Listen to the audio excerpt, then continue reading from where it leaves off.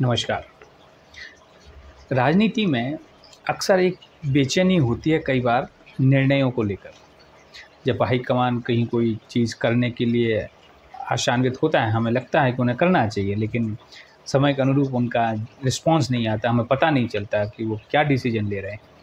बेचैनी होती है कार्यकर्ताओं के मन में और ज़मीन से जुड़े हुए नेताओं के मन में भी, जो वहाँ तक पहुँच नहीं रख पाते हैं। कई बार उन्हें पता नहीं होता कि क्या हो रहा है, तो उस समय बड़ी बेचैनी होती है, दिल में बड़ी घबराहट भी होती है, कई बार झुंझलाहट भी हो जाती है हाईकमान के प्रति कि क्यों देर कर रहे हैं, जवाब क्यों नहीं देते, कुछ एक्शन क्यों नहीं लेते, तुरंत लेना चाहिए। हमारे मन में ऐसे सवाल उठते हैं, पर इसके पीछे एक बहुत बड़ी वजह है।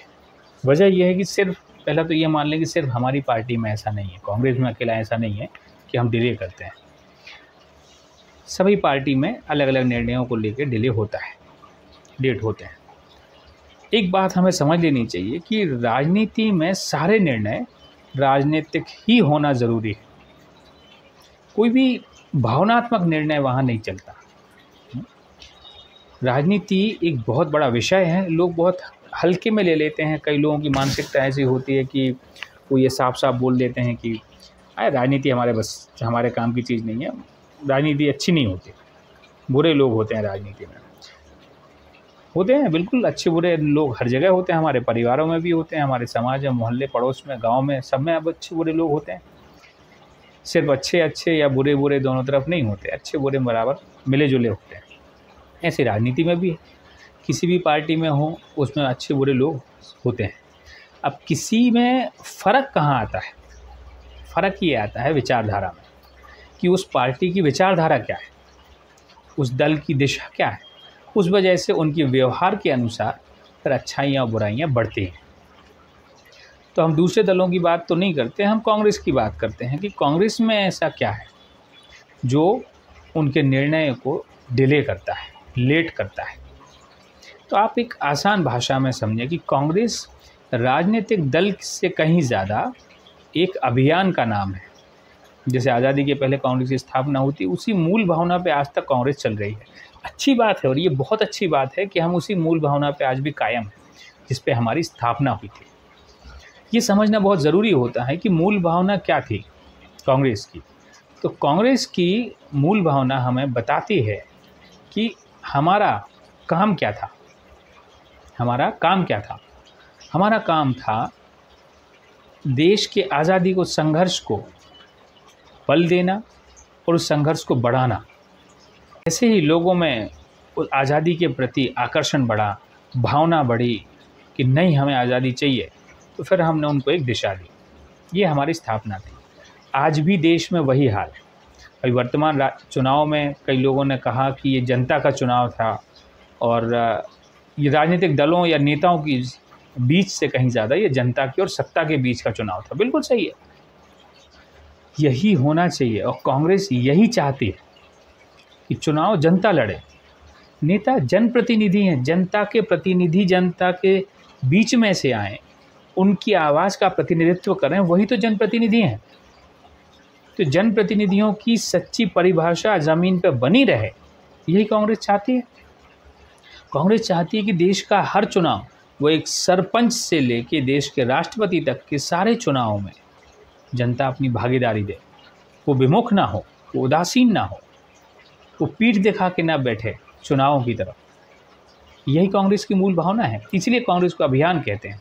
तो कांग्रेस लोकतंत्र के प्रति एक जागरूकता का अभियान है, वो कांग्रेस है। आज वर्तमान में राहुल जी ने क्या किया? भारत जोड़ो यात्रा की, फिर कांग्रेस न्याय यात्रा की। इन दोनों यात्राओं ने देश के अंदर जो भावनाएं बिखरी पड़ी थी उनको इकट्ठा किया, उनको जागरूक किया कि देश की राजनीति के कर्णधार आप हैं, आप अपनी दिशा तय करोगे और आपके जनप्रतिनिधि उसी दिशा पे काम करने के लिए मजबूर होंगे। ये आपकी ताकत है। आपकी ताकत है आपका वोट, आपकी आवाज़, आपके मन के उद्गार जो आप निकालते रहें। सत्ता के विरोध में हो, विपक्ष के विरोध में हो, राजनीति के विरोध में हो, लेकिन आपको आवाज़ निकालनी चाहिए, बोलना चाहिए।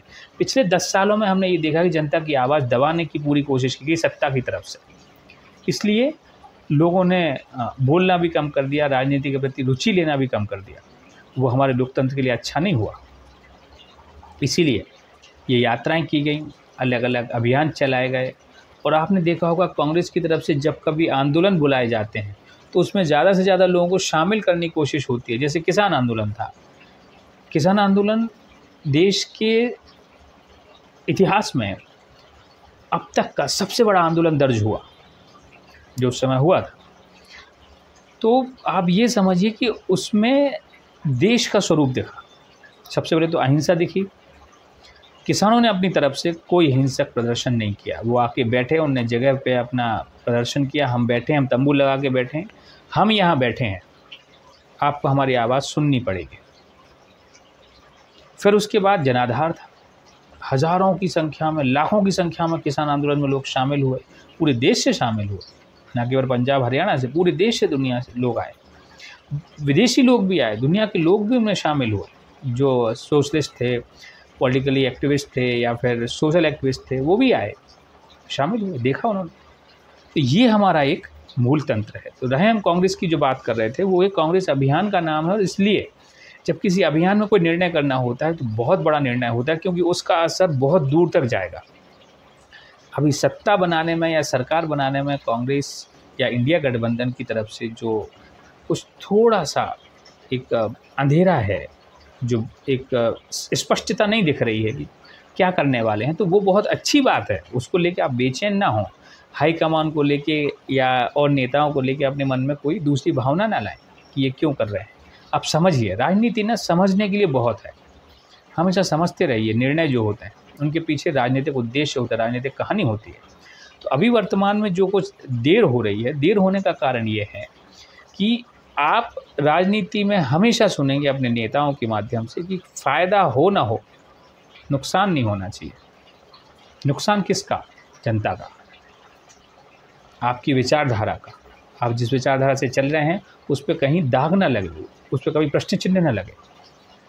तो जब हम इस बात को स्वीकार करते हैं कि हम सत्ता की लोलुपता की राजनीति नहीं करते, हम जनता के जागरण की राजनीति करते हैं, तो अभी जनता को जगाने का समय है कि जनता ने बीजेपी को बहुमत से दूर रखा।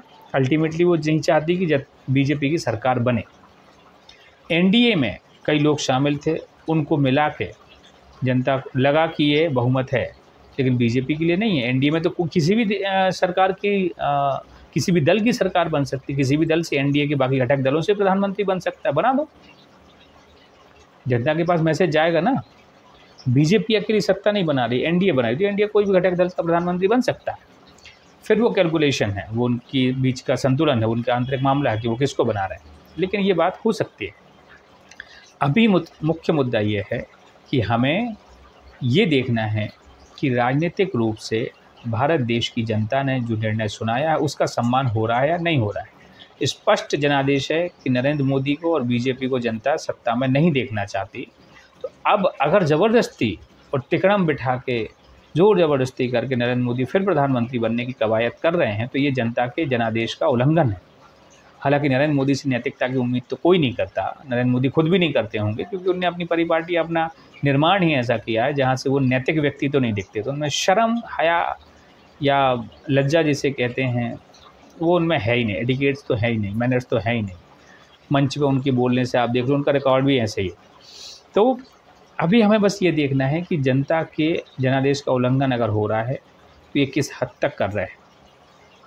फिर सही समय पे सही निर्णय लिया जाएगा। जैसे खड़गे जी ने इंडिया की बैठक के बाद कहा कि सही समय पे सही निर्णय लिया जाएगा और हम जनता के जनादेश को इस देश की संसद में लागू करने के लिए प्रतिबद्ध हैं।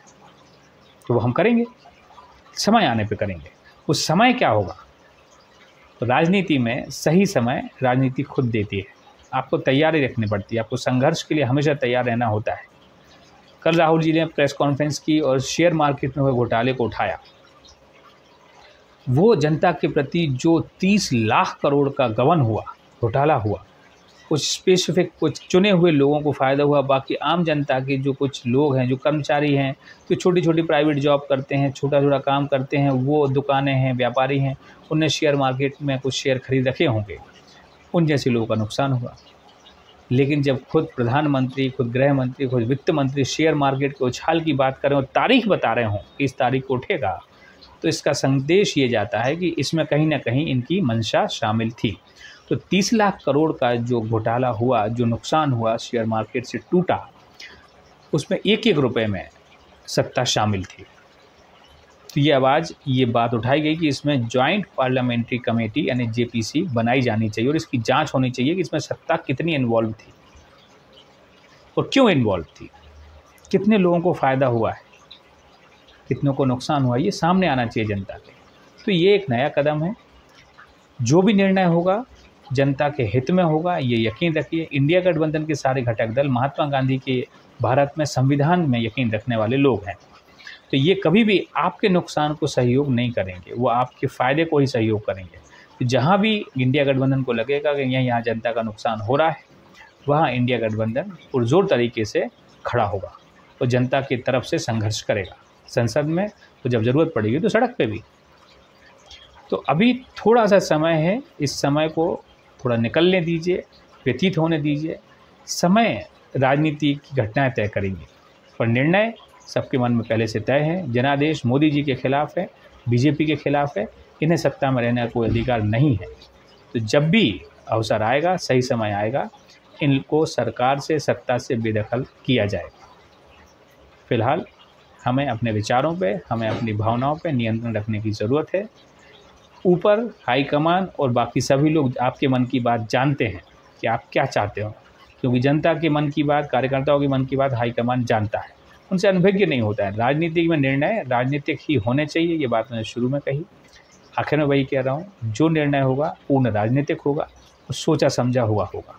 तो उस निर्णय का इंतज़ार कीजिए और जो निर्णय होगा उस पर यकीन रखिएगा, जनता के हित में निर्णय होगा इंडिया गठबंधन की तरफ से।